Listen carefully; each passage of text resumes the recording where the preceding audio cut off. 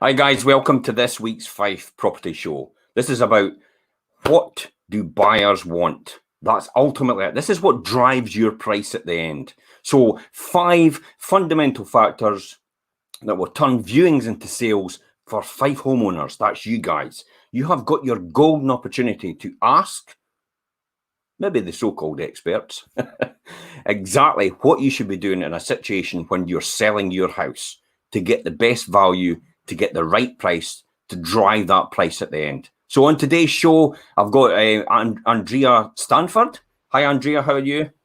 Morning, Jim. I'm fine, thank you. Yep, and I've got Jimmy Mullen. Jimmy, how are you? Yeah, morning, guys. Glorious day outside. It's absolutely fantastic. I mean, I don't know about you, but I've been out running. I've seen. So I'm tired already. See, I don't know what it was this morning, but I just got up and thought, I need to run. And I don't know why that was. It was, we talked about Andrea about maybe the change in the climate. And it's no as warm in the morning, it's just right. And so you get a better sleep pattern. Maybe that's a fundamental different thing. But I had the need to run, so I went out and I ran. I feel like Forrest Gump. Run for it, run. Right, guys, let's get straight into it. Okay, so we all had a sense of all-consuming joy when finding the home of our dreams and what the feeling is like. Good morning, Anne-Marie. How are you? Excitement, anticipation, and nerves all rolled into a single moment, and much of it unquantifiable. It's that emotion that drives us all. There's a lot that goes into the decision to buy, from emotional, financial, and intellectual reasons to a healthy dose of just gut feeling. You get that feeling as soon as you walk in the door. I get it often when people say, I love this house. And they can't put their finger on it, but they just know to watch somebody's eyes when they walk into a room and they light up and to see that they love it. That's what it's like to be an estate agent. And while practical considerations like size, price, and fittings certainly play their part, they all take a back seat, really, to the most influential factor of all, how a home feels. Is this the one? I feel like the Matrix. Is this the one? The feeling goes a long way to the phrase of location, location, location, because people all live in all sorts of places for all kind of reasons. Many of them are non-negotiable. A school's catchment area, a particular station for a quick commute, moving closer to a family member, being in a specific street or neighbourhood. These create the framework for many property searches. So it's probably fundamental that your estate agent knows exactly what they're talking about, exactly in the area, because that could often secure your buyer. And sometimes, if you don't know that, that will lose your buyer because they've completely switched off. There's no compelling reason for them to actually be there. But as soon as the viewings begin, it's the physical experience of each home that comes into play, much of what includes the condition and the character. But there are other less obvious ways of helping a buyer to say yes to the only question that really matters. Could I be happy here? It's never too early to talk about getting your home ready to sell, remember. So if you'd like to, please get in touch. Guys, if you get a chance, please give this post a share. It's all about sharing the love and making sure everybody else is in a position that they could maximize the income if they're selling their house. That's really what it comes down to. Guys, I mean, initial introduction, gut feeling when people walk into a door. What's your personal experience, Andrea? Well, in buying a house of my own, I just knew from the moment that I saw it on the website that was the house that I wanted. Now, it had been up for sale for a year, and I thought, that house is just perfect. I mean, we didn't want to go and look at it until we had an offer on our own house, which took quite a while. And I thought, I hope it's still there. I really hope it's still there. The garden, the kitchen, that was perfect. The pictures were not the best of the house, but that's the house I knew I wanted. And it waited for us, and we got it. So it is worth, doing your research, because we looked at quite a few houses online first, did drive-bys, and worked out that what wasn't going to work for us because we needed to be able to park 4 cars, and it was, some streets just don't allow that. I wouldn't let little things like decor or even the smell of a house, I wouldn't let that put me off too much, because it's not going to be like that when you have it. But you can see past that. You're quite unique, Andrea, and I know that from personal experience. Clearly, I was your estate agent. So I know from personal experience, you're quite unique in the fact that you can actually see past that, but the majority of people actually can't see past that at all. You know, what's your thoughts on that, Jimmy? What I would say is right what you say. The way the mind works from my time playing golf and working with different psychologists is that thoughts lead to feelings, and then feelings lead to actions. So they need to, the thought of seeing the house, or the thoughts of working out what their budget is, so that'll be financial, and then when they see it online and they enter the property, that's when they get the feeling, and it is or isn't going to be their forever home or their next home. But, sometimes I can walk into a house and when the person walks in, I just know it's no for them. Yeah. Do you ever get that feeling? And you're kind of like, why do we just stop the viewing now? Because the reality is, you're telling me straight away. Yeah, and sometimes when we get people ask us out to come in to value their house, I'm taking down the notes and I'm like, I've got your bio already. You know, so and I was actually out to see a lady yesterday. She was talking about her house, how she needs to do this and how she needs to do that. But in fact, it was structurally sound. Everything that she wanted to do with it, it's just cosmetic. And I was like, you don't know who's going to buy your house, and they might want all the walls, whatever color this is behind me, or black or red. You know, so you've got it looking really, really nice. It's clean. It's tidy. It's not cluttered, so everybody can see get the perspective of the room sizes, etc. So just leave it as is, and let your buyer come and decide what they want to do for it. Yeah. Absolutely. Let's do a couple of good mornings. Good morning, Anne-Marie. How are you? Good morning, James. How are you?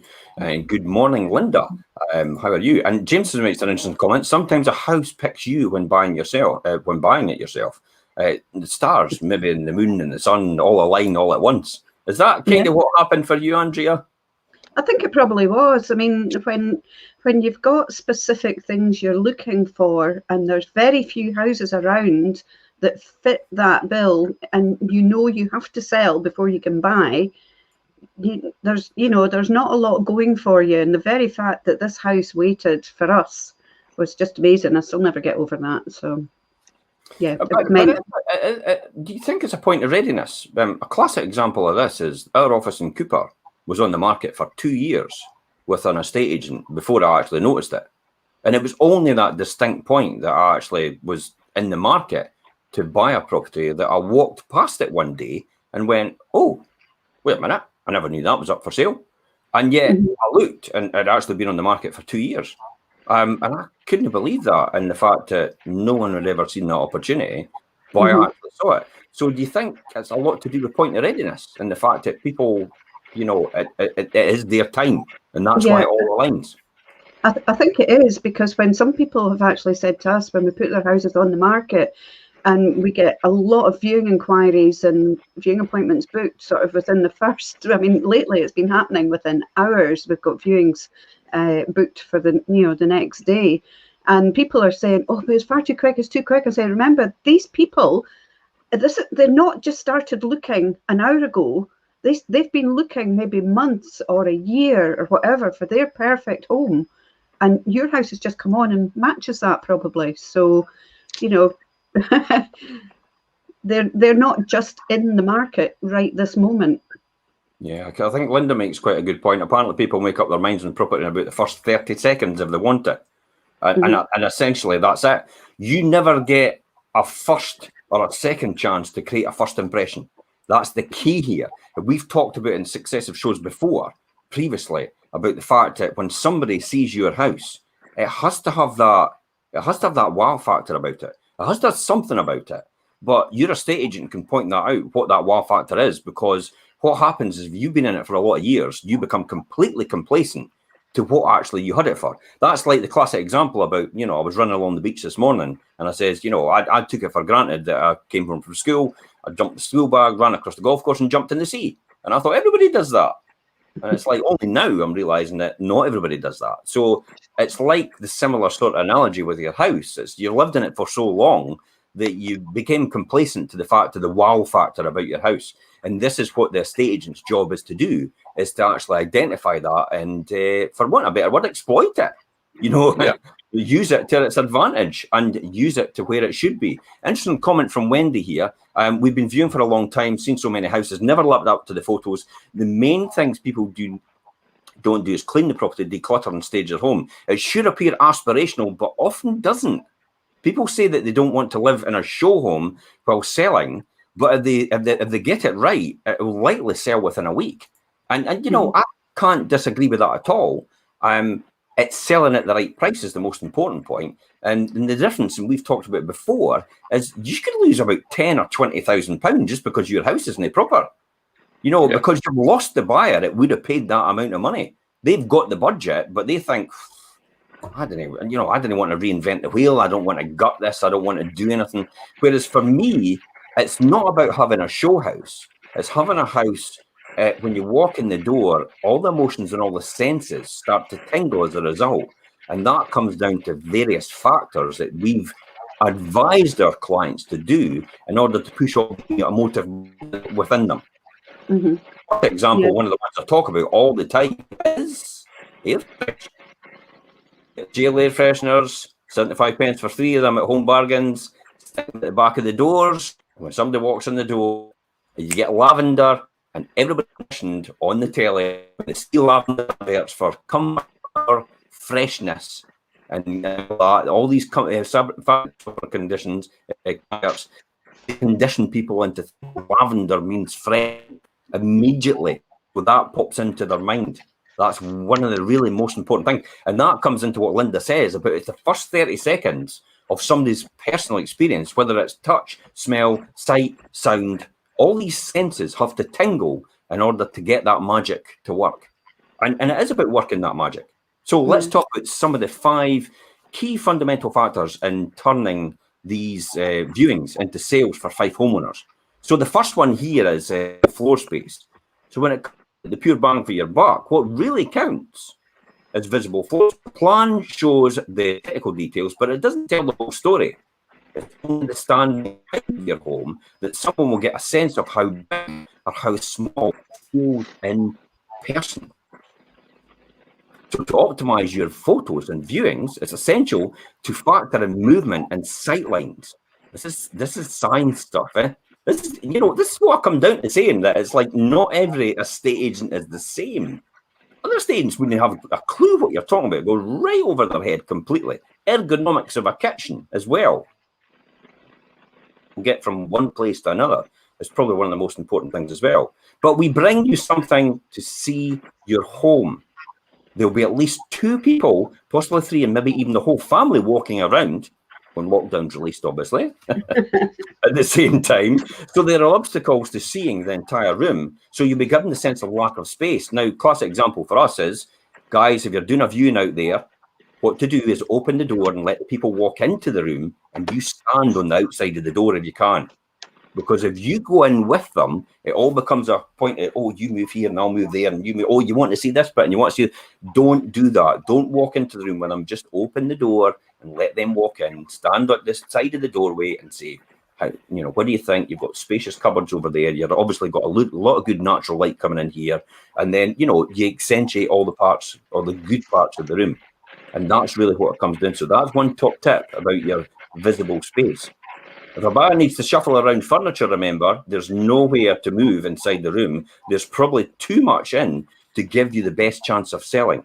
So sometimes it is a case of taking some furniture out. I often tell people, like the middle of the room, take the table out, stick it in the garage. Because it does look, in some sort of rooms. I mean, what's your advice, guys? What's your experience as the visible floor space in rooms? I mean, I think you got to find the right balance, and you got to. I think it'll be down to your agent to advise what your probably primary market is going to be, and like if it's a young family, then I would say you've got to stage it like how you see how the family lives downstairs and how the rooms are set out and stuff like that. Or if it's a first time buyer, how much space they've got and what is on offer, or if it's moving condition or just been recently refurbished. Obviously first time buyers probably aren't going to have a bigger budget. Or if it's someone downsizing, max it's going to be probably a big change for them if they're downsizing. So you've got to make the 2-bedroom bungalow, whatever it may be, look as big as possible with decluttering and making sure that you're maximizing, again, as you said, the floor space. So I would say it'll be down to your agent to advise what type of market you're probably primarily going to be hitting and how to stage it for that specific market. Yeah. I know that obviously the seller is our main client, but the viewers are also our clients as well, and it's up to us to help them also manage their expectations, and specifically with older couples that are maybe downsizing from a very large house to a 2-bedroom bungalow or 3-bedroom bungalow, and they say, oh, these rooms are too small, it's never going to fit all my stuff. And well, actually, you know, downsizing is part of having a clear out and reducing the amount of furniture that you have. You're never going to fit 5 double beds into a 3-bedroom, you know. But I mean, I know that they do, furniture to old people is quite sentimental, you know, and the china cabinet that great Auntie Grace gave them, and you know, filled with all the china, and they desperately want somewhere where that's going to fit. And you've been in my mum's house. But you've got an Auntie Grace too. My mum always says to me, I always say to my mum, why do you not just downsize to a smaller house? Oh, where would I fit all my furniture? Yeah, that's exactly. And I'm like, what? But I mean, as I say, it's about managing people's expectations. And also the thing that I would say, people are planning on moving, start packing away all the unessential stuff that you need already, put it into boxes, into the garage. When viewers come, they know you're moving, so they're going to expect to see boxes. Yeah. So just get rid of the clutter, or, you know, sort it out into 3 piles, stuff you're going to keep, stuff you're going to get rid of, and the stuff that you're still maybe a wee bit doubtful about whether you want to keep it or throw it away. Yeah, it is about things like try changing the position of the couch or the coffee table, or removing the armchair, or the small changes. I mean, these are wee small changes when you think about it, and they can make a dramatic improvement to your photographs and transform the reactions on your viewings. Really, that's what it comes down to. I mean, I've often actually had to move a couch out of the way to take the photograph because the right angle in the room, in conjunction with the window and the fireplace, to make it all work and make it all happen. If you've got the couch sitting right across you get a flashback from the flash, and it just destroys the whole photograph. So I've often had to move the whole couch out of the way, take the photograph, move the couch back, you know, just to do that. But it's to get these right line of sight in the photograph, which will make it look ergonomically as attractive as possible for a viewer. Because it's first impressions. I mean, we often don't find out about anybody inquiring about a property until they lift the phone or they send an email in. But the first thing a lot of people will do, and hands up, who does it? You watch it on the internet, and then you go around and actually look for the for sale board. And then you look at it from the outside. And then you make a decision whether you'll lift the phone or not. So that's why it's key to have instant curb appeal all the time when you put your house on the market, because when somebody drives round, it'll get them to pick the phone up. It'll get them to actually do it. I mean, we have other ways of getting in touch with people without them knowing. But we'll not share those secrets. These are unique. GCHQ. These are unique to us. No other estate agent knows how to do that. And I'll guarantee you no other estate agent knows how to do that. But we do, because I've devised that. Okay, aside from the furniture, think about what else is in the room. Do you have piles of magazines? You know, that's a classic. Books or vinyl on the floor. Their presence can create a sense of warmth and comfort, but should either go onto the shelves or be put away out of sight. For the time your home is on the market, really, you know, that's what it comes down to. There's a fine line between a room of a room being emptied of clutter, or a room feeling cold and bare, and really it's up to us to help them strike that balance. Yeah, I think I always feel like an empty property is a lot harder to sell than a cluttered property. Personally, just because you don't get go back to the feeling thing. You can't see or vision someone else living there, or how they had it set out, or that it doesn't feel lived in as such, or homely, because probably 99% of the time it's going to be someone that's buying your home to live in. So I always say that. So finding the right balance is key. I always advise some of my clients who do refurbs is to stage it as best as they can. Obviously, they don't want to be wasting money on putting furniture in there, but maybe bring them some stuff from their own houses that they don't necessarily use or need, just to give it that extra bit of curb appeal. Always helps. Yeah. My mum has indicated to me that when she pops her clogs, which hopefully isn't for a very long time, that when it comes for me and my brother selling her house, she does not want any of her furniture or anything in it. She says, I don't want people to see how I've lived, and she, even although she won't be here anymore, she still feels that it would be an invasion of her privacy. So I think when people empty out houses, especially when it's been a deceased relative or that, it's probably easier to have an empty property than showing people around with the furniture in it. I'm a big fan of empty properties in that situation, because it is a blank canvas for me to paint a picture for a buyer walking at the door. And it's easy to do that for me because I understand the whole dynamics of the layout and I suppose it's geeky about that. Some people aren't geeky about that, but I'm geeky about it completely, because when somebody walks into a room, I want to paint that picture exactly how they want it. And that's all to do with the research that we do about the buyer as well beforehand. The fact that, a lot of people don't realize that actually we do a lot of research about a buyer before they walk in the door. How many other estate agents actually do that? Probably none. No, because that also helps us assess, what sort of price that we can get for a property for our vendor. And a lot of, I think we've had it very recently where people have chosen to go with a cheaper estate agent because they think they're saving on the fees, but they don't realise in the background we could actually have probably got them a lot more money for their property. So it's not about what you're potentially losing, it's about what you're gaining. Yeah, you kind of win them all, and at the end of the day, if someone can't see that proposition, then that's the reality. But we often drive the price. I mean, the average price that we're driving above the now is 20-odd%.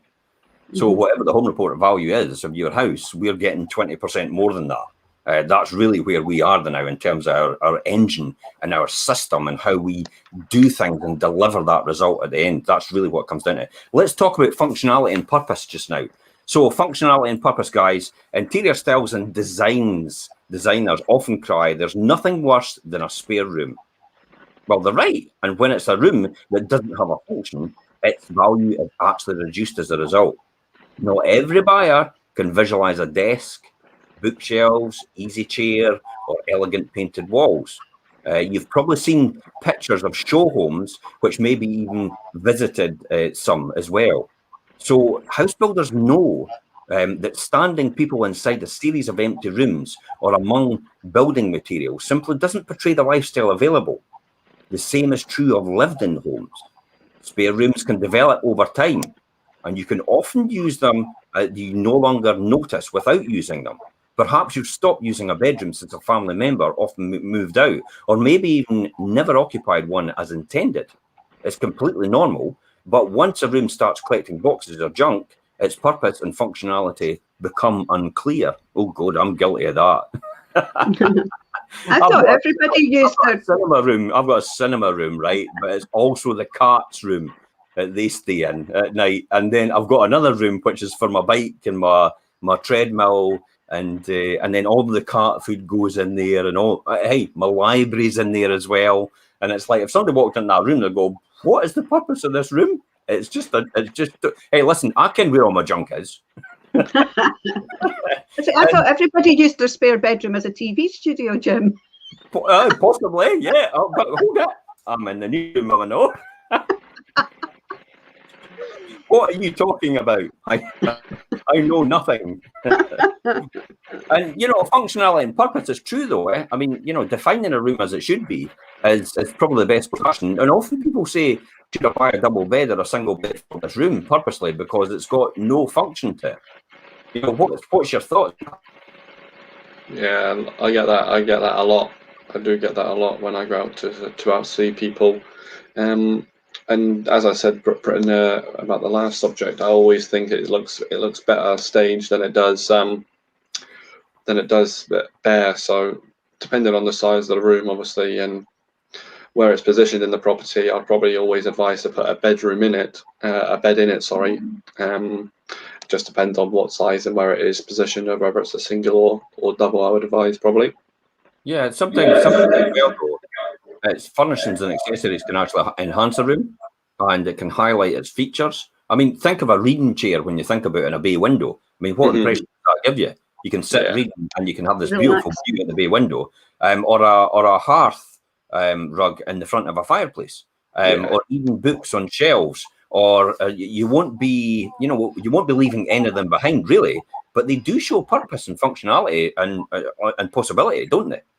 Yeah. Mm-hmm.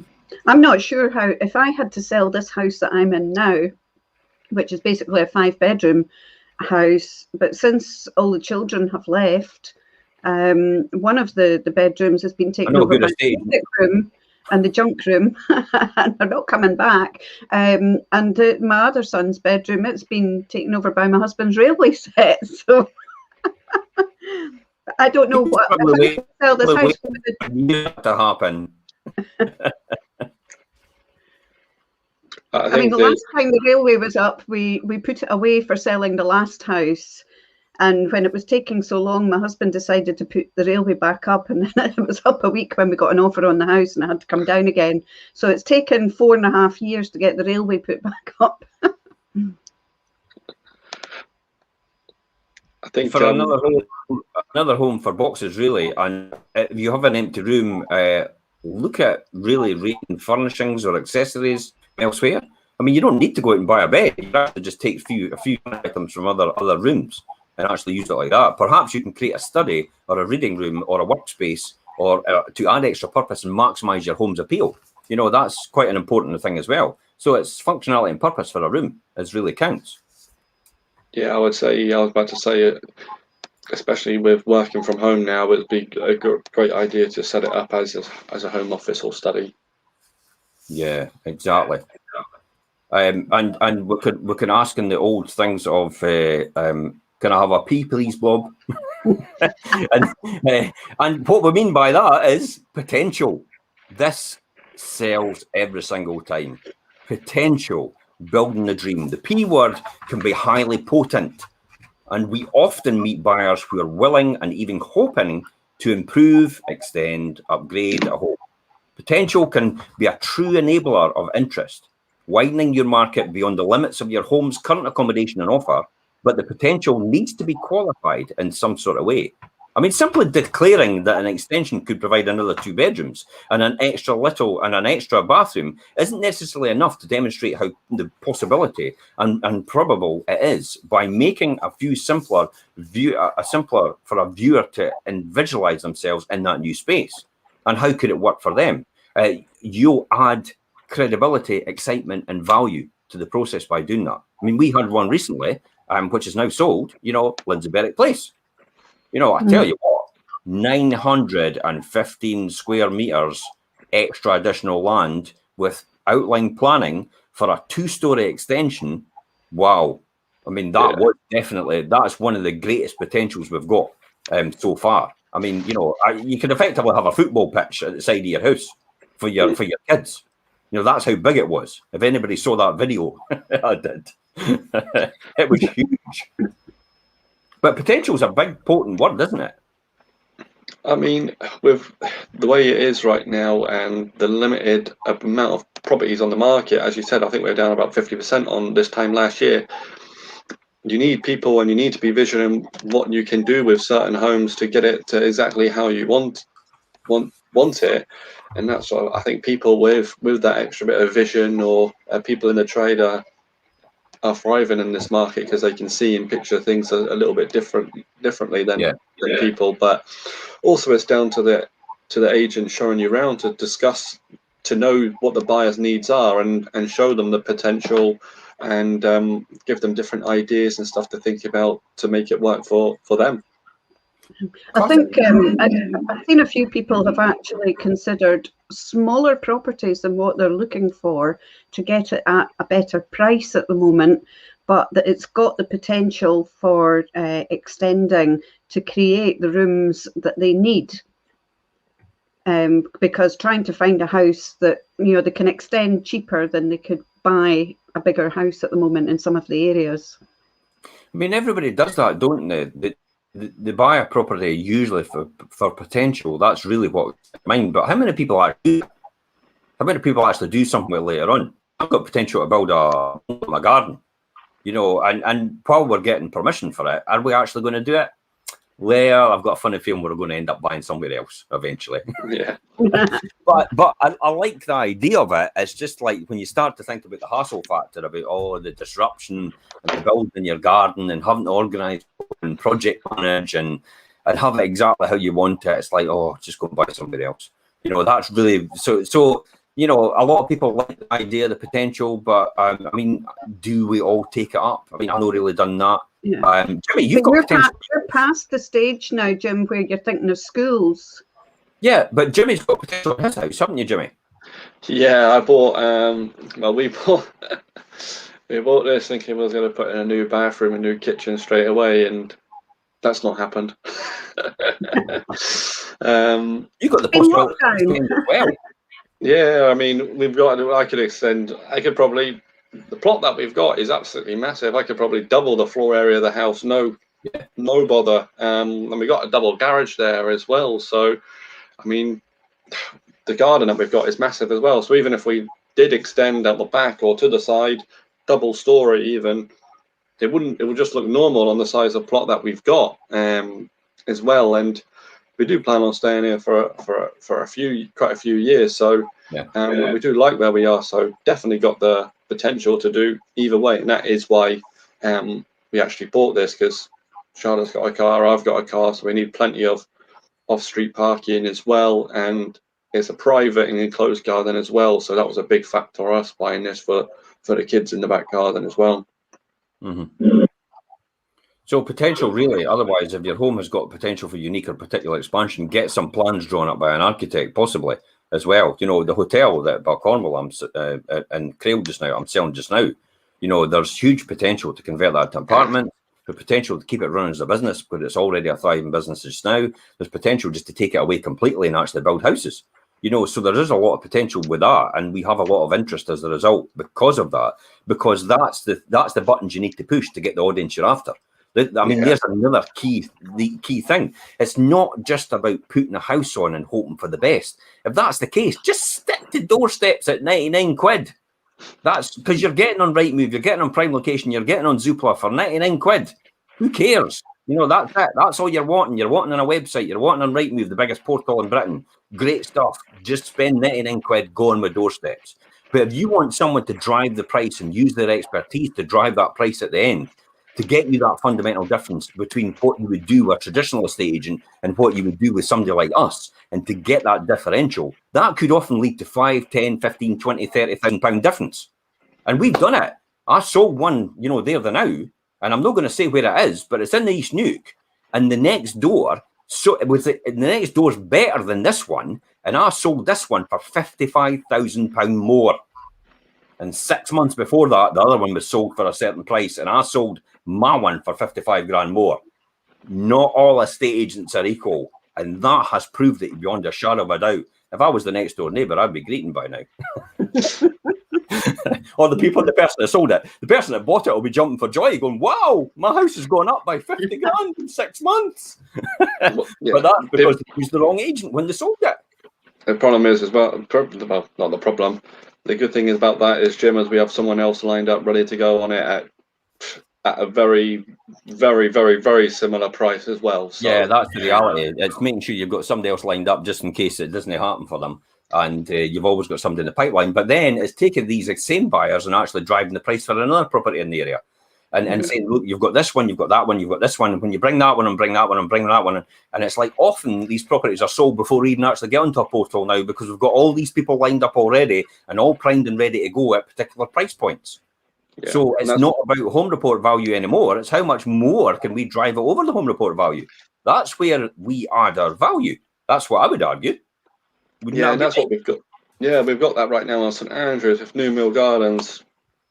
9 offers at closing date. Yeah. Place, 6 different people offering on that. I mean, we've got them all there ready to go on our database. Ready to go on another one, yeah, and we've got another one coming on. Where is it about again? Can I give that way? Yeah, but we're fine. We've signed it up. Learmonth Place in St Andrews. It's coming on. We're ready to go. That one's going to be coming on soon. That is a cracker. It's like you look at the front of it and it's just a garage and a wee house. And then you go to the back and it's like, oh my God, this is huge. Yeah. It's like the TARDIS when you get inside. And see, when that hits the market, everybody's going to be wanting this property because it's brilliant. It's in a fantastic location as well, because it's in a nice location for a family. And then you can go out the back and you can actually walk straight down the path into St Andrews. So it's got everything going for it for a family. It's a brilliant property. And we'll be doing a pre-launch. When am I doing a pre-launch? Tuesday, eh? Tuesday, yeah. Tuesday pre-launch. Everybody watch out for that. St Andrews, here we come. Anyway, apart from that, okay. So otherwise, if your home has not got the potential unique, it's certainly going one step further, still getting full planning consent and carrying out the works will give the buyer complete clarity, as I said, to achieve a higher price. As a result, it's the potential to get something else as a result of that. I mean, we had it on West 4th Street as well, potential to drive upstairs, potential to convert it from a 1-bedroom to a 2-bedroom, add additional value. It's a stone's throw away from the harbour and the beach and the coastal path. And then the price rocketed as a result of that, because we drove that price as a result of what we were doing. It's all about what it is to someone else. It is not about bricks and mortar, features and benefits. And if people understand that, it's the benefits we're selling, not the feature. Feature is a lawnmower, it cuts grass. Benefit is a nice mowed lawn with a family having a picnic. That's what we're selling. Okay, so let's talk about the next one here, and it's clear proposition. So really, what it comes down to, imagine going to view a total wreck somewhere that's not been updated for decades. Oh, I've seen a few. And where everything clearly needs doing. Now, think of a home where everything is perfect and where tons of love has gone into creating a wonderful, beautiful place to live. I mean, these are two extremes of a condition and presentation share one common quality. It's clarity. Really, that's what it comes down to. You have the sense that you know exactly what you're getting into, and either it's going to be a fixer-upper or it's going to be a ready-made home. I mean, that's the clear proposition here. Is there a middle ground halfway here? Anybody? Andrea, is there a middle ground? I think people have got to realise that when they're going to view people's houses that are still being lived in, that it is still their home. So it has to be perfect for people living in it at that time. So you have to be able to look past what is there to visualise what you can make it for your own home. And that might be changing the decor. It might be, ripping up the carpets. Preferably you wait until the other people have moved out before you do that. And then, just putting your own, I hate the saying, but put your own stamp on it, because everybody uses it, but it's a very, very clear visualization of what you can do to a property to make it your home. You're better to do something rather than leave it half finished, aren't you? Yeah, I think you are. I mean, seeing the toilet roll holder where it should be on the bathroom wall, and it's just a couple of screws there, and oh yeah, it fell off. And for the 2 minutes it's going to take to put that back on, it could be the difference between someone saying, yeah, I really like this, or someone thinking, no, this is going to be a money pit. It sends a distinct message out to people, and I always go back to the analogy of buying a car. I always used to get told when I was younger, when you went to buy a car, if you see one fault, you've got 2 of them you'll never see. And so be careful. And I think it's that human nature which has been drilled into us over the years. And the fact, if you see one thing, then it throws a doubt in other things as well. And it's like what you say, if you just see something that's no finished right, or it's no done right, or it's botched, oh, gee, see, botched people. It's like botch this and botch that and botch this. And it's like, oh, I thought I'd have a go at painting, and I thought I'd have a go at decorating. And it's like, it's all out of kilter. And it's like, oh, no. Because the first thing anybody does is they walk in and they say, well, I'm going to have to redo that again. Yeah. And if you've done it wrong, it's the hassle of having to take it all off and then having to redo it. You should have just left it plain then, if that's the case. So my advice is probably make sure you finish all these wee projects. And that means things like, if you haven't redecorated, then just get a wee bit of redecoration. Leave the old unsightly plasterwork exposed. I mean, you know, that's no great either. Perhaps you've replaced the kitchen or the bathroom fittings, but never completed the tiling. That's another thing as well, just to finish it off a bit. Leaving your renovations and financial investment looking less attractive, really, and even less valuable. I would dare say, Jimmy. You know what? Do you think that's the case? It loses value as a result of that? Well, key stat here is that 80% of your interest comes within the first 28 days. So if you go half-hearted on it and think, oh, I'll just put it on, the first 28 days will go by, and that's you scuppered, really, and that is going to cost you ultimately most likely thousands of pounds, because you're going to have to reduce the price, and ultimately, unless you've got a good agent, you're not going to be able to drive it back up there. But then people are going to say that needs finish, it's half done, I don't want their half thing done, I don't want this, blah blah blah blah, and then that is what leads to costing you thousands. Unless you've got a good agent, because they'll drive the price back up. But we do. It's like, oh, it's been on the market for 6 months. It's like, no, you'll be paying more anyway. Yeah, but we've had one recently where we wasn't getting as much interest as we expected. So we advised our clients to reduce the price. 3 weeks later, over home report value. Brilliant. I've had it as well, where I've said, no, do this. This is the next strategy, what to do, and then it's like, oh no, I'm not really sure I want to do it. But you're not right. This is a key thing here. When you reduce your price from an offers over 90,000 to offers over 85,000, or offers over 80,000, you're not actually telling people that you're actually willing to accept less. What you're doing is you're hitting another audience in order to attract them to actually push them up. That's the whole point of doing that. It's not actually saying that you're going to accept less. So get that out of your head. If you're selling your house and you reduce your price, it's not about reducing what you're willing to accept. It's about attracting and tapping into another audience which is possibly prepared to pay the price that you originally wanted in the first place. So it's about driving that up. And your estate agent can easily do that for you if they've got the savvy to do it. Because again, it's understanding the buyer that walks in the door, it inquires, and it's understanding the needs and developing that, and actually pushing these emotional points and these emotional buttons in order to drive that price at the end for them.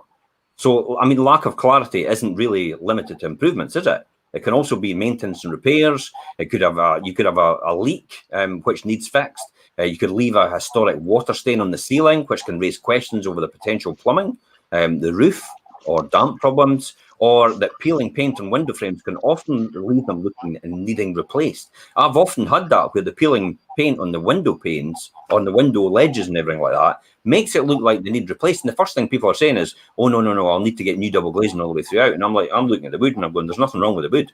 They just need a lick of paint. And my first response to that is, so if they were all painted and all rubbed down, would you buy it? Would you make an offer? Because there's nothing wrong with the wood. And I'm like, possibly, yeah, okay. So have a think about what you're wanting to offer then. That's really what it comes down to. Yeah. So, I mean, relatively small issues like this can negatively affect the buyer's thoughts about your home. So finish what you've started and make good anything that's creating a falsely negative impression.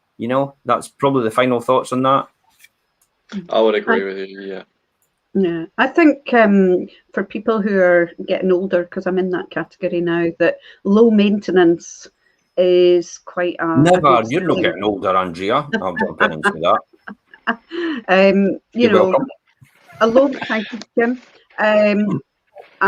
Low maintenance, if you've got a 2-story house, to have UPVC soffits and fascias that you're not going to need to get up the ladder and or pay for a decorator to come every couple of years to do them. It is a bit of an outlay in the first instance, but it certainly pays for itself in the long run.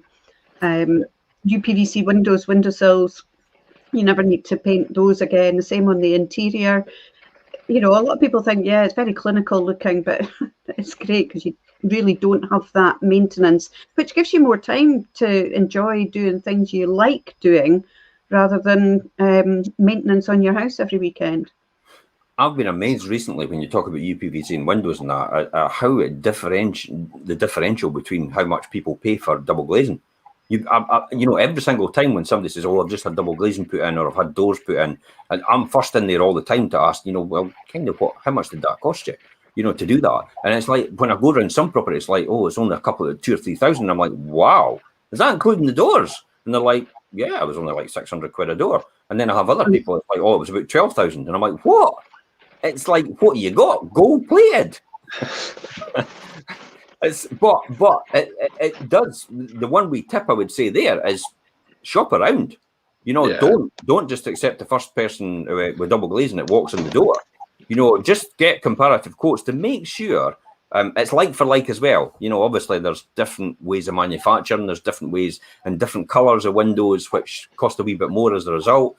And there's different guarantees and warranties you get on it. I mean, even a boiler the other day, I saw one of the new boilers from Worcester Boss, and it's like a 12-year warranty on it. Now, to fit that boiler, it was like 2,800 quid to replace it. Now, that is quite a lot of money. That's about £800 more than normally what would cost. But the reality is it's a 12-year warranty. And I know it's about £250 to call somebody out if anything goes wrong. So when you think about it, even if it was like even if you had a call out every single year for 12 years, there's 250 times 12. There's about over £2,000 saved in call out costs and getting repairs because it was under warranty for 12 years. So it's that sort of thing sometimes that you pay for peace of mind in the long run. So sometimes quality is better than actually you're just going for the cheapest and getting more of them, if that makes sense. So that's probably one of my top tips on my travels when you mentioned double glazing and improvements in that. You know, clear propositions, probably the most important things. Let people see exactly how the property is laid out. You know, don't make sure it's not a wreck, everything like that. So let's talk about future saleability. Okay, so people like to feel comfortable that their property they're thinking of buying is somewhere they'll be able to sell later on. I mean, it sounds daft, but that is true though. A lot of people walk in the door and think, oh, you know, will I be able to sell this again? It's like, you've not even bought it yet. I find that, but then that's just human nature about that. Not every home is a forever home, and a buyer could be looking at yours as a stepping stone to their future goals. In short, nobody wants to get stuck with a home, really. But in actual fact, sometimes I sit and look at them and I often say to people that walk in the door, I wouldn't sell this if you're moving on, because I know it'll increase in value with the amount of time that you says you're going to stay here. So I would actually release the money out in a buy-to-let and actually keep that as an investment, which earns you money, and take that amount of money you had on the deposit and then put it on your next house. So you're making money on the money on the money. That's a big question. So that's key over a long-term strategy. Well, think about it. I've just done a vlog the other night or a blog, and it's demonstrated clearly in the last 10 years in Fife, the average property price has gone up 46%. It's gone up more than 100,000 on a detached house in Fife in the last 10 years, simply because you held it. You had a hold of a property. So when you think about it, if you keep your property as a buy-to-let proposition, if you're upgrading and you use that as a result, just simply servicing the debt over there by having a tenant and looking after them and making a wee bit of money on it will automatically increase you over a 10-year period. In that instance, 46%. You just made 100,000 and you've not done anything. You just held an asset. Who wants 100,000 over 10 years? Hands up. Yep. Exactly. It's like, and that's exactly how you do it. That's how buy-to-let's done. That's another story. I could do a masterclass in buy-to-let at some point in time. We will do that.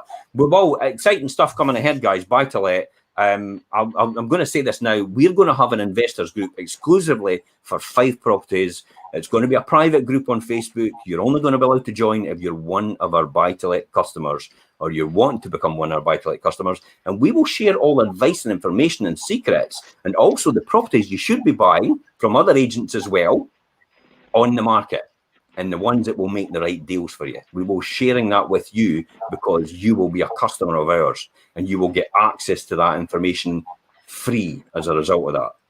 Now, normally, if you want my time for a half a day a week for a year, you will pay £30,000 for that. So that gives you an idea of what you're getting for nothing. Anyway, let's talk about future saleability.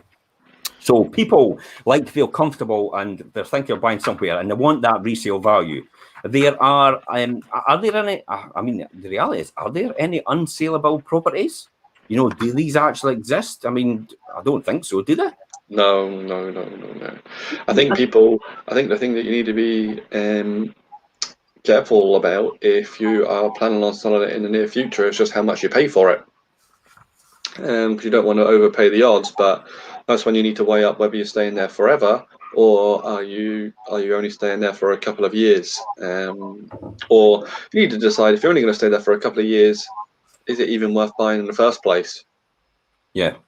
So I think you just need to weigh up those two things: how long you're going to be staying there for, and how much you're paying for it, and what your circumstances are.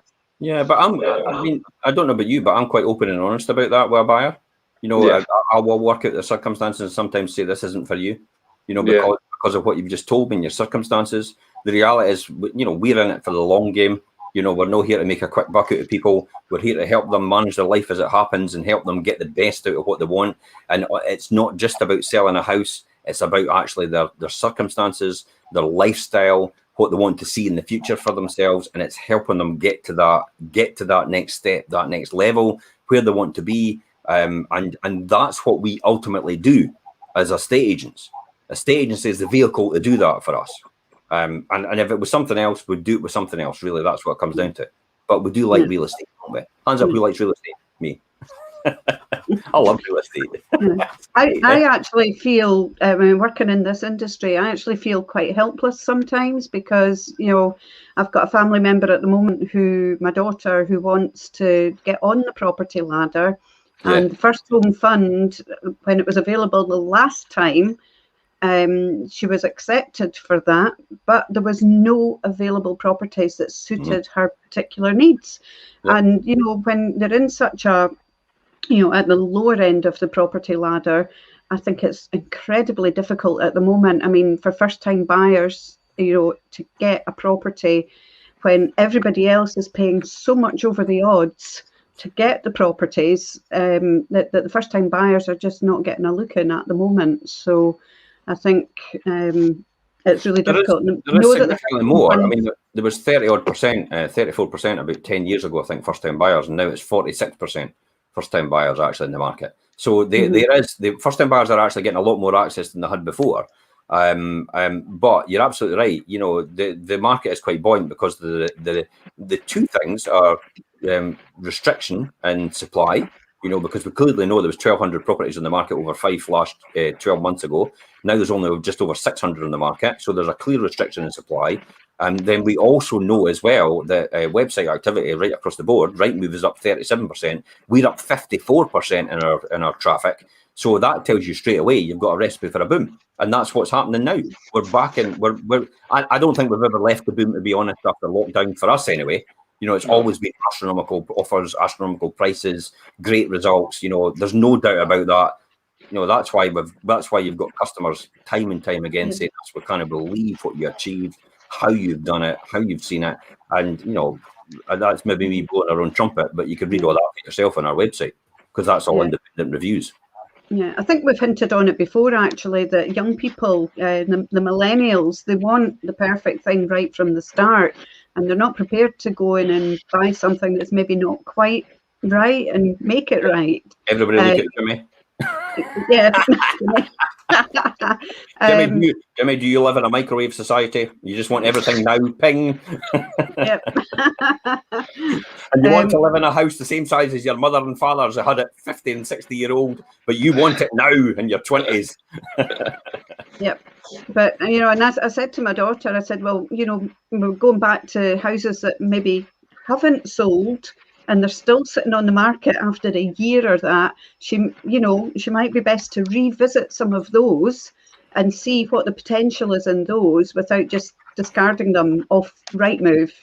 by the pictures. There's other ways to do it. You can employ skilled negotiators to actually negotiate on behalf of you. I mean, there's you know, maybe not a lot of people don't realise what I've done before, but I actually negotiate on behalf of some buyers as well. Some buyers that are actually our sellers. I mean, there's another added bonus of using us. You know, the fact is, I then actually advise them on how to buy their next property and how to get it at the best value and how to do the right offers. I also advise buy-to-let landlords and investors how to buy property without actually even walking in the door and getting thousands off.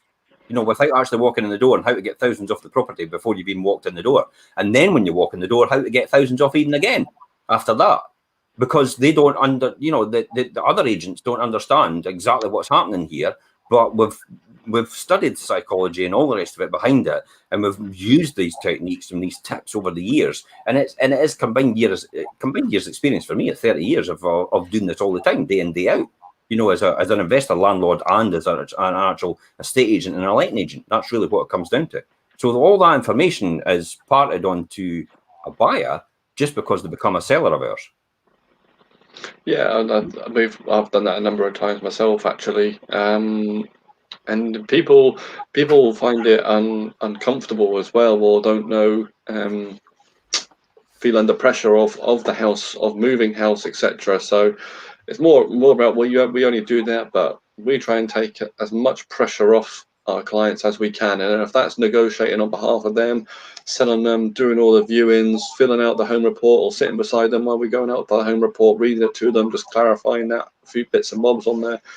That's what you employ us to do. I mean, even if you're tempted to try a higher price when you first put your home up for sale, don't let it drag on you. You know within a couple of weeks whether it's the right decision. If you get no interest at all, really, that's a classic example. But I always think about shoot for the stars and you can hit the moon on the way down. That's how I look at it. Whereas if you shoot for the moon, you're not going to the stars after that. So I kind of think, see where it lands first.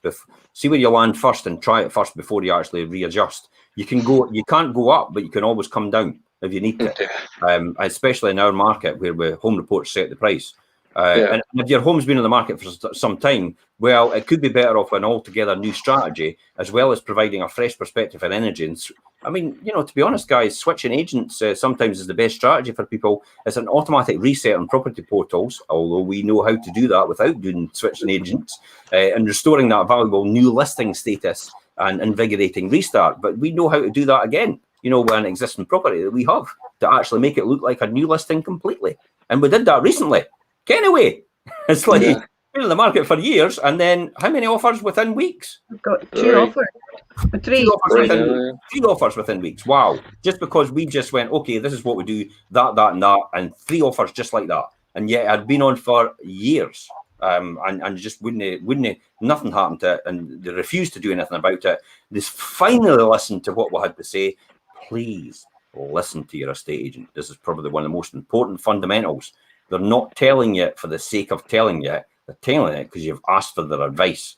If you don't want to listen to their advice, don't ask them. That's really what it comes down to. Anyway, guys, we're almost at a finish. We've got another 2 minutes to go, or we're not getting on Instagram, so be quick. Let's do a roundup. My advice would be, obviously, 80% of your interest comes within the first 28 days. So speak to your agent about what market what you're most likely going to hit or target, and get your house ready for that market coming to see it. And always make sure every aspect of it is tidy and ready to go, because a lot of people will be doing a drive-by of your house as well. So make sure even the external and the rear external is looking neat and tidy. It's just not about what's on the inside. Great advice. I would say that from the viewer's perspective, go into a property with an open mind. Don't write things off right at the beginning. You know, if you need to speak to the estate agent to get some more advice about the property, about the surrounding area, because we're the people that know about it. Perfect. Okay. I mean, the reality is, and much of someone's decision to buy is outside of your control. Really, that's what it comes down to, guys, in short and sweet. But if you have you do have a considerable influence through the viewing experience that you can create. By removing potential obstacles and objections, by replacing them with clarity and credibility, you'll make it easy for a buyer to see your home as the most exciting place and the next enticing choice for them. The whole information is in the post here for this blog and vlog, and the postcards will be later on, so listen to it. And that's it for this week, guys. Listen to my property roundup tomorrow. I'm going to be talking about property prices, the property market, how it's changed in the last 10 years, and how the influential decisions in the next 10 years. And I'll see you tomorrow at 7 o'clock. And bye for now. Cheers, guys.